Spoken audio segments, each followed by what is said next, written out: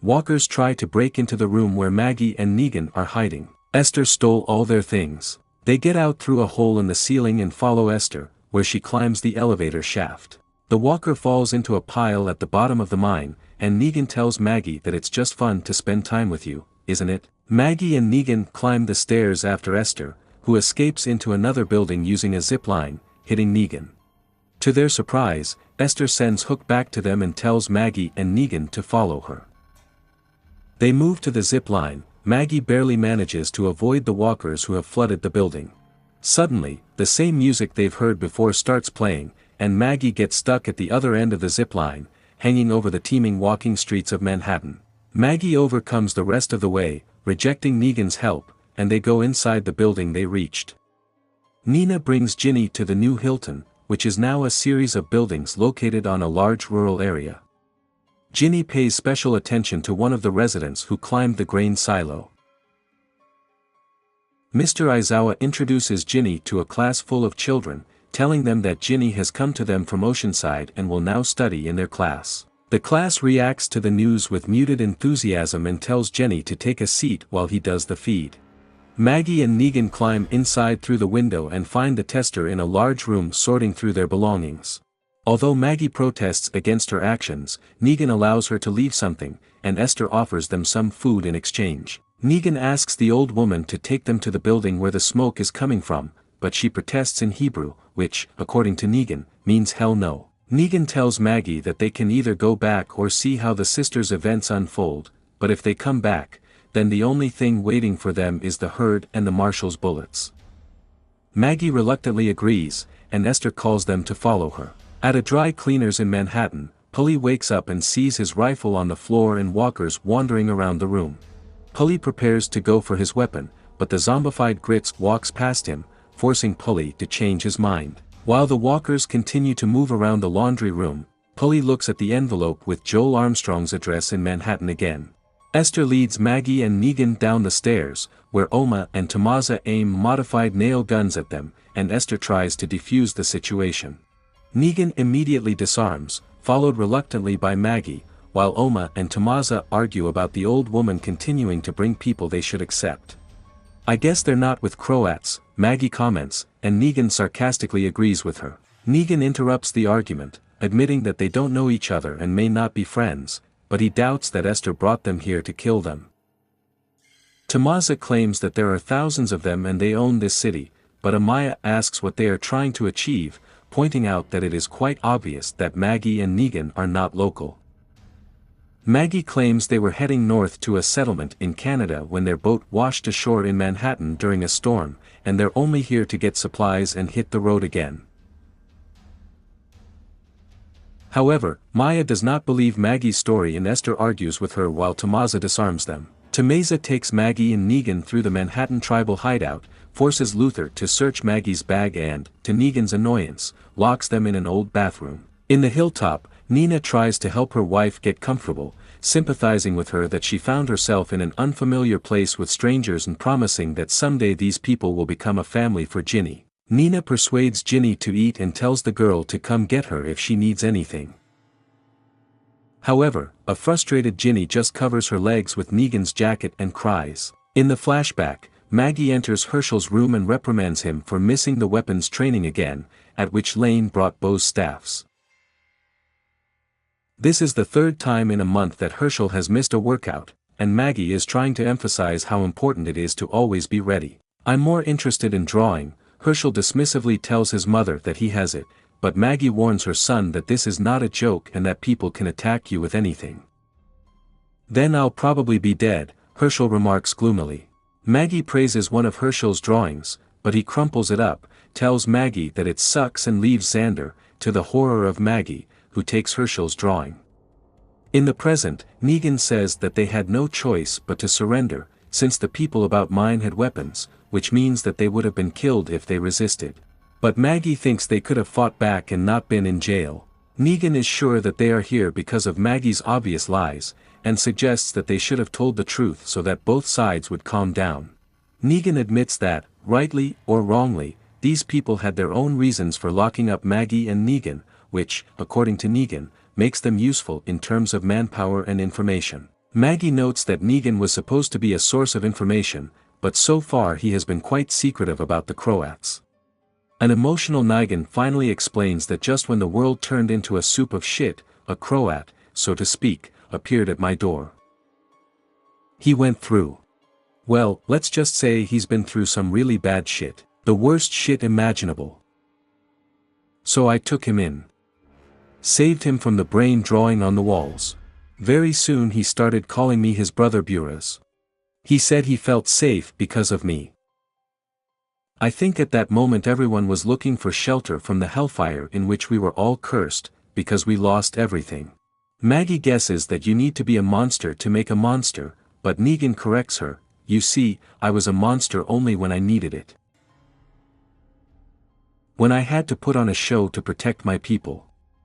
In any case, the Croat could read people, and then play with them and tear them apart. When it was necessary to cope with a threat, these skills were very useful to me. Maggie realizes that Horvath was Negan's tormentor, but Negan admits that he went too far. It was one of our first encounters with the kingdom, before your time. One man hid in a car a couple of miles from the shelter. It seemed to me that she was a tramp who had nothing to do with us or what we were up to. So I gave a direct order. Let him go. Horvath, he saw it differently. Thought she had beans she could spill. And he was right, she was a scout. At least that's what she admitted before he did. She was still a child. So, after that, I realized that he was a rabid dog that needed to be put down. I had one shot. One. I missed. I shot off his ear, the rest is gone. I haven't seen or heard from him since. Until now, of course. Maggie understands that this means that Horvath will want to kill Negan, which he confirms.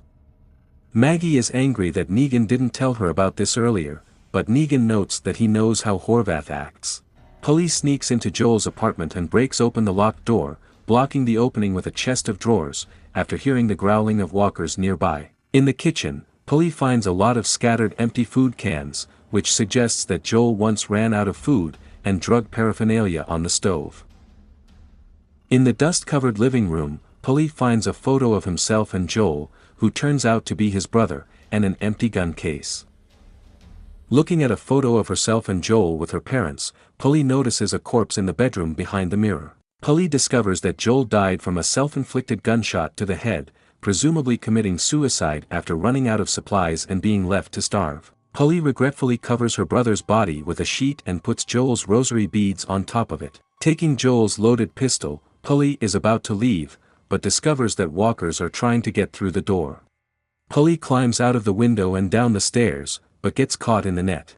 In the shelter, Maggie and Negan hear panicked screams, and Tameza grabs them, accusing them of being to blame. Omai's people are frantically packing up because the Bersians are approaching, and Tameza believes that Maggie and Negan brought them to the shelter, wanting to kill them for it. Negan tries to calm the situation by telling me that they are not with Barazi and are arguing with Tameza, and then puts a sharp and deep bone to his throat. Threatening to kill Tamaz with it before letting him go and repeating that he and Maggie are here to help them. When the cars drive up to the house, and Maya returns Maggie and Negan's belongings and weapons. Maggie suggests they wait if it's Horvath's men, but Negan knows it's a bad idea if the Barazi beat them to it. Several Barazi armed with homemade metal spears enter the shelter, and Maggie and Negan quickly hide. Быстро прячутся. Boris approaches them to find them, but instead he rushes after another survivor who runs past. Climbing the stairs, they find one of OM's men dead. Bura's spear pierced her chest. Omai's men are fighting several more. On the ground are the bodies of another of their people and a dead Buras. Omai uses his claw hammer, which shoots a grappling line, to rip out a piece of Bura's chest, seriously wounding him, and Luther wrings the neck of another Baral. Having stopped Amaya, Maggie herself finishes off the wounded Buras, inflicting a cruel blow on his neck. On the roof, the surviving members of the group prepare to escape, but one of the Buras takes Esther hostage. While Negan tries to persuade the man, he continues to mutter home to him, and then suddenly plunges a knife into Esther's chest, killing her to everyone's horror, after which Negan finally subdues the man by crashing his head into a beam. Holding Esther's body in his hands, Tameza, who until that moment seemed only a hot-tempered and angry survivor, burst into tears, and then stabbed Lester in the head with a knife so that she would not come to life. Negan orders everyone else to escape through the zip line while he deals with the captured Buras. However, Maggie follows Negan back inside. When the new Barazzis arrive, Negan pushes his captive's head through several glass windows, shouts knock knock and puts a knife to the throat of a man on the balcony of the second floor of the shelter. Under Maggie's supervision, Negan makes fun of one of the Barazzis, and then delivers one of his mocking speeches. Knock, knock, who's there? Get out your umbrellas because it's going to fucking rain soon. Negan cuts his captive's throat, splashing the people below with his blood, and then brutally dismembers him, spraying even more blood over Barazza. I don't know if any of you have checked today's forecast, but if I see even one hair of a mole on your ugly face, it won't just be a downpour. Damn, it's not going to be a thunderstorm, it's going to be a fucking hurricane. Negan throws the body over the balcony, dropping it on the Burazov. Maggie and Negan exchange glances before running out of the shelter. That night at the Hilton, Ginny can't sleep, and she still hasn't eaten the sandwich Nina made her. Getting up, Ginny collects her bag, distracts the guard, steals the motorcycle and drives away, after which she looks at the grain bin for a long time again. In another building, Negan removes the glass from her hand while Omaya and her people mourn their losses, in particular the devastated Tamas. Omaya and Tommaso thank Maggie and Negan for their help, and Tommaso admits that he lied about there being thousands of them there. His voice breaks. Tommaso says that the people we have lost are everything. This is our family. We've been coming to this for a long time. Amaya says they would have repaid, but there are no supplies here for Maggie and Negan's trip to Canada. Everything that is left has already been taken by someone else. Tommaso is sure that it doesn't matter and that their boat has already been sunk, and you can get to the island, but you can't get out, because Barazzi and their psychopathic leader took care of it. After looking at Negan, Maggie finally admits the truth that they are in Manhattan because Horvath has her son. So you want to get to a psychopath? We can help you with this. You know, if you want to die, it's about Maya. Pully continues to struggle in his net while 4 walkers surround him. The Croat stays with 2 Barazzis and with the help of spikes on his helmet puts the walkers with blows to the head. The Croat approaches the marshal and says to him with a laugh, "Don't worry, you're safe now." When the Croat leaves, Barazzi is dragged away by Pearly. The end of the second series. Friends, as usual, as soon as this video gets 1,000 likes and 100 comments, I'm releasing a sequel.